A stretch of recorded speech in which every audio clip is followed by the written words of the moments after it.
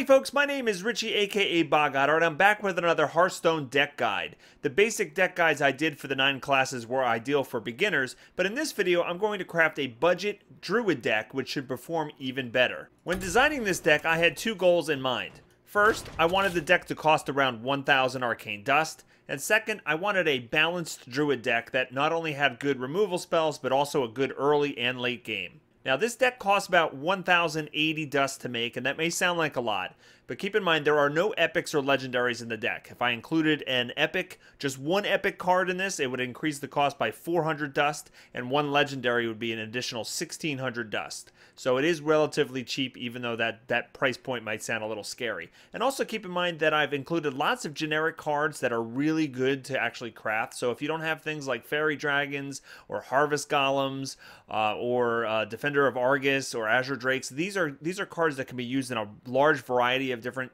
decks. And so crafting these will not only help you make this deck from this video, but also fuel other decks that you can make going forward. Okay, now let's look at what we're including in the deck. On the 1 drop, we have a Claw. This is a staple Druid card. It can act as removal. It gives your hero +2 attack and +2 armor till the end of the turn. Now, keep in mind you can combine that with the Druid's ability to shapeshift. So for 2 mana for shapeshift and 1 mana for the Claw, you can actually turn your hero into 3 armor and 3 attack for a turn. So you can use this for removal or for doing some extra damage. This is a great card. Power of the Wild on the 2 drop slot. Now, Power of the Wild is awesome because it's very flexible. You can use it to get a 3/2 Panther on the board for 2 mana, and that's the stat combo you're really looking for at 2 mana. It's 3/2 or 2/3. The other thing that's great about it is you have the option of playing this a different way. So you can give all of your minions +1/+1 permanently. And the reason why that's good is because late in the game, a 3/2 creature might not have a lot of impact to the game. But being able to buff your existing creatures might have a greater effect. So I like the flexibility of this card. I should keep in mind this is a common card. You will probably need to craft this if you don't already have it. It costs 40 dust to craft the Power of the Wild, and you want 2 of them for the deck. Wrath is another spell that's Druid only. Actually, Power of the Wild, I didn't mention, is Druid spell only. Wrath is also Druid spell only. And Wrath will also cost you the 40 arcane dust to make. But this spell is also flexible. It is a damage spell, so you can deal 3 damage to a minion to remove it. Or you can play it to deal 1 damage to any target and draw a card. So it's flexible in that if you can actually use it to take out something with only 1 health left, then great, you get a card with it. But if you need to take out something that's a little bit more beefy, you've got that option as well. Fairy Dragons are also common, 40 dust to craft this. Fairy Dragon gives you the stats that you want to see for 2 mana. It's a 3/2 creature with the additional benefit of not being able to be targeted by spells or hero power. So it's harder to take this out. You can't Frostbolt it, you can't Wrath it, you can't be pinged by the mage's hero power. Keep in mind that battle cries will work on the Fairy Dragon, so if you want to be able to buff it with one of your creatures like a Shadowed Sun Cleric, that will work. Alright, going down to Loot Hoarder, another common card that you can craft. These replace the Novice Engineers in a lot of my decks since they got nerfed. Loot Hoarders are 2/1 for 2 mana, and they draw a card when they die. So they replace themselves. It's always good to have some card draw in your deck. It helps smooth out the consistency of how your deck plays. It gets you the cards that you really need at the given time more reliably. And the fact that this guy could possibly come out on turn 2 and take out a turn 2 creature with it and then draw you a card, that's even better.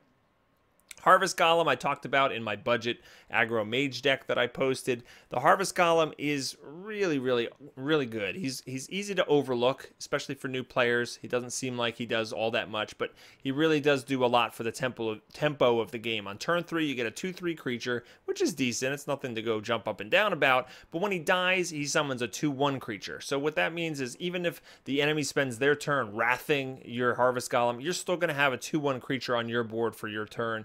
And that's really important when you have creatures like the Shadowed Sun Cleric or the Defender of Argus that require other creatures to already be in play so that you can buff them and then immediately attack. So the Harvest Golem helps you establish board presence, and it's really hard to kind of remove a Harvest Golem and the Damage Golem in 1 turn. And it's not impossible to do that, but it expends a lot of resources on the opponent's part. 2 Shattered Sun Clerics. This has gone in most of my basic card decks, if not all of them. 3/2 for 3 mana is decent, but really the strength of this guy is the ability to give a friendly minion, hopefully one that's been in play since last turn, +1/+1, and then they can immediately attack and kill things that are actually, you know, more valuable than it. So if you play this, if you actually buff up a turn 2 creature and now suddenly they can take out a turn 3 creature, then you get some value out of that. So Shattered Sun Cleric helps keep the minions relevant even after you know, the mana curve has already grown. Swipe is one of the best Druid spells in the game. It allows you to do 4 damage to one enemy and 1 damage to all other enemies. This is a great staple Druid card. Has to go in the deck. All right, Defender of Argus. These are rares, so you will need to craft these for 100 arcane dust apiece.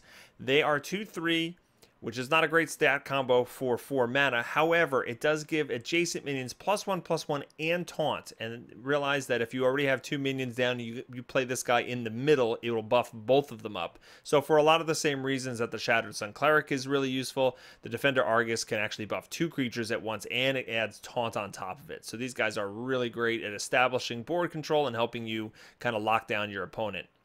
Keeper of the Grove, I have 2 of them in the deck. Don't be fooled, one of them's golden. You don't need to have a golden one. They are rare and will also cost you 100 dust to craft. These are Druid-only spells.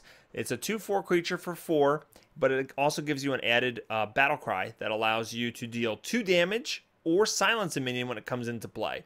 And it's easy to see how, you know, you can actually, you know, do a lot with that. It's very flexible. You can kill something on the board if you need to, or you can silence to get rid of a pesky taunt or some creature that has a special power that you really just don't want to have to deal with. So Keeper of the Grove, very flexible. You can see that that's a common theme with the Druid, is giving you choices like Power of the Wild and Wrath and Keeper of the Grove. It's all about being able to be very flexible and deal with whatever situation is thrown at you. The Azure Drake is on the 5 slot. I have 2 of them in the deck. These also cost 100 dust to create each. But this is a card you can put in a variety of decks. It's not a Druid-only spell. And you just get a lot of value for this card. It's a 4/4 body, which is pretty good. But you also get to draw a card immediately. And it replaces itself. So even if the Drake, you know, most of the time the Drake's going to kill something or use a removal, you know, eat up a removal spell from your enemy to get rid of it. Plus you're going to gain the card, so you get card advantage from it. And sometimes the spell damage can actually be a factor. If you have the spell damage out and you were able to do a swipe and now it's 5 damage to one target and 2 to everything else, well, woohoo, you're going to be singing all the way to the bank. I don't know why you're going to the bank because you're playing Hearthstone, but that's beside the point. Next up is the Druid of the Claw. This is a Druid-only spell, but it is a common, so it only costs 40. Again, with the flexibility, you get a 4/4 body, but you can choose to give it charge, so it can actually attack right away, so it has an immediate impact on the board, or you can play it as a 4/6 Taunter, which is really good stats for 5 mana. And yeah, so you can play defensively or offensively. There are situations where you want to use either one of those, and this is just a great card to have. Starfire is a basic card, and it is a big, expensive removal spell. It does cost a lot, but it does deal with things like Chillwind Yetis and, you know, Tazdingos, and you can kill some pretty beefy things. And the fact that you can get a card in return for that, and it automatically replaces itself, it's even better. So it's really easy to get a 2-for-1 deal with a Starfire. Boulder Fist Ogres I included in the deck. We started to actually cap out... you know, we've already spent our 1,080 up to this point. So I wanted to include some creatures at the end that would give you a lot of value and that were also basic cards. So Boulder Fist Ogres are 6/7 for 6 mana. It is really powerful for... You get a lot of stats for the mana cost there. So I'm putting 2 of them in so the Druid has some late game, and then we're going to cap it off with the Druid-only Ironbark Protectors, 8/8 for 8 with a taunt. These guys are really tough to get through, unless, of course, you're playing a priest with Shadow Word Deaths, but we're not going to talk about that because Ironbark Protectors are very scared of that spell. So overall, there's the deck. It's got a lot of removal. It's got buffing creatures. It's got a nice mana curve to it. You know, it starts off, it's got things you can play in the early game. It's got a decent amount of card draw. I've had a lot of fun playing the deck, and let's check out and see how it does in a couple of matches. Okay, in this first game I get paired up against a paladin named Holy Cat, and my starting hand actually looks pretty good. It's got a couple 2-drops and some things I can play at 4, some removal. I like this hand, so I kept it. And I get to go second, so I get the coin. And I get a Starfire on my first turn. And so far, the action is thrilling. Alright, the opponent plays a Fairy Dragon. I'm going to react with my own Fairy Dragon. And we'll see if there's bloodshed here. Reporting for duty. Yeah, now Holy Cat chooses not to take out my Fairy Dragon, which is interesting. Especially considering the Druid can buff up creatures. Though, it's a little bit difficult to buff up my Fairy Dragon because of the can't be targeted by spells. But I can do a cool play by coining into my Keeper of the Grove there to do 2 damage and actually wipe the board and not lose any creatures. Okay, so he's going to cast Blessing of Wisdom and charge into my Fairy Dragon. So now every time I attack with the Keeper of the Grove, I'm going to give the opponent a card, which is not ideal. And hopefully there's a way I can get rid of that. And I'm just going to play 2 more creatures myself. I'm going to give him a card. I'm not going to be scared. We'll see. You know, I can always stop later on. Now he plays a Mad Bomber here, which actually works out really well for me. He actually damages my Keeper of the Grove. So not only can I take out the Mad Bomber with the Keeper of the Grove, it also kills my Keeper of the Grove and gets rid of that, the ability for him to draw more cards. So he actually gave me the opportunity to kill one of his creatures with a creature that I'm dying to get rid of anyway. So that play actually worked out pretty well. Now I'm going to take out his little weenie here and hit him for 3. Notice that I'm trying to keep the board clear as possible. I don't want to leave creatures on the board, especially against the Paladin. I don't want like a blessing of, you know, kings or something like that getting in the way and ruining my day. So just keep the board clear, keep my creatures on my side. He brings out a Yeti. Reporting for duty. Typically a fairly beefy creature, or one that's difficult to get rid of. But I get another Keeper of the Grove here, and I love these guys. These guys just give you so many different options. I could Starfire and get a card. I think that's what I chose to do there. We'll kill the weenie again, and then we'll attack for 6.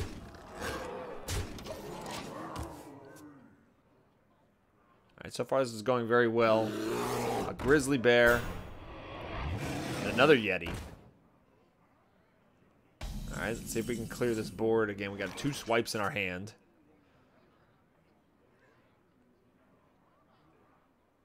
Alright, we're going to use the Keeper of the Grove to do some damage to the Yeti.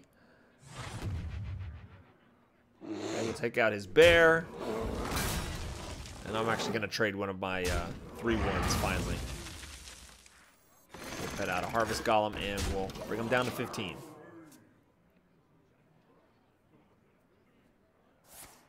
He's going to Consecrate, which is going to take out 2 of my creatures. And he brings out a True Silver Champion, which is going to take out another one. So overall, he's did a pretty good job of getting rid of a lot of my threats. I still have the Harvest Golem, which will come back as a 2/1 when it dies.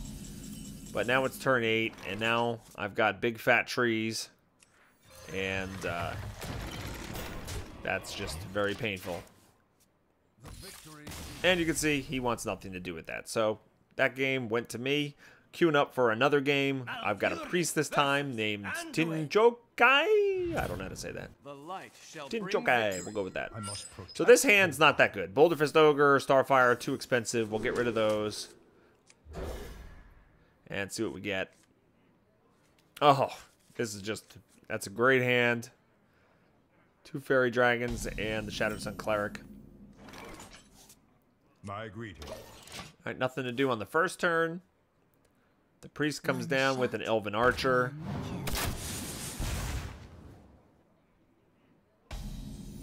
Not the scariest of creatures for sure. We're going to put down a Fairy Dragon.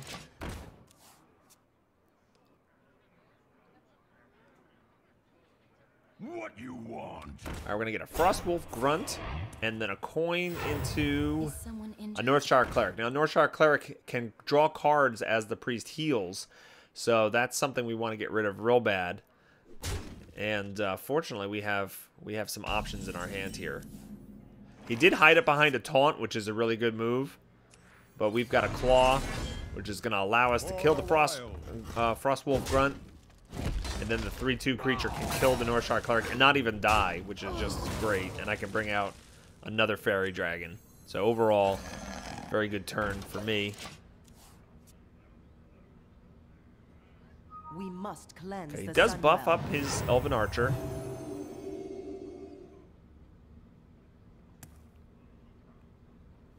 He should have killed my 3/2 there. He shouldn't have left me on the with two of these, because I can actually buff them both up now if I really wanted to. But instead, I'm going to choose a Keeper of the Grove and take out his Shattered Sun. I will choose to actually take out the Archer, and here we go. I like having nothing on the opponent's side. Makes me feel all warm and tingly inside. That sounded weird, but we'll roll with it. Okay, so 4/5 Yeti is on the board now, and we've got some options here. Again, with these Keeper of the Groves, just you can whittle a little bit of the damage away and finish it off with another minion. It's just a really good, efficient way to take out creatures. Now, see, now my 2-drop takes out the Chillwind Yeti, which was a 4-drop, just because of the Keeper of the Grove's little ability there. Alright, Priest's going to bring out a Gurabashi Berserker. And unfortunately, I don't actually have any solid answer to that in my hand, so I'm just going to choose to ignore it. Right now, he's just he only does 2 damage right now. He does grow every time he takes damage, so I'm not going to ram one of my minions into it and help it grow so that he's more powerful on his turn. I'm going to buff up my creatures, put some taunt on there, and hit for the face, and I will allow him to you know, boost his own creature. But for at least this turn, he's only going to do 2 damage. And he brings out a Tazdingo and a Power Word Shield, which gives his Gurabashi even more life and a card. So that's not a good situation overall. He's trying to pick a target here. Eeny, meeny, miny, mo! And now you can see he's getting threatening. 5/6. If I still had a Keeper of the Grove and could silence, that would be great against that creature. But I don't.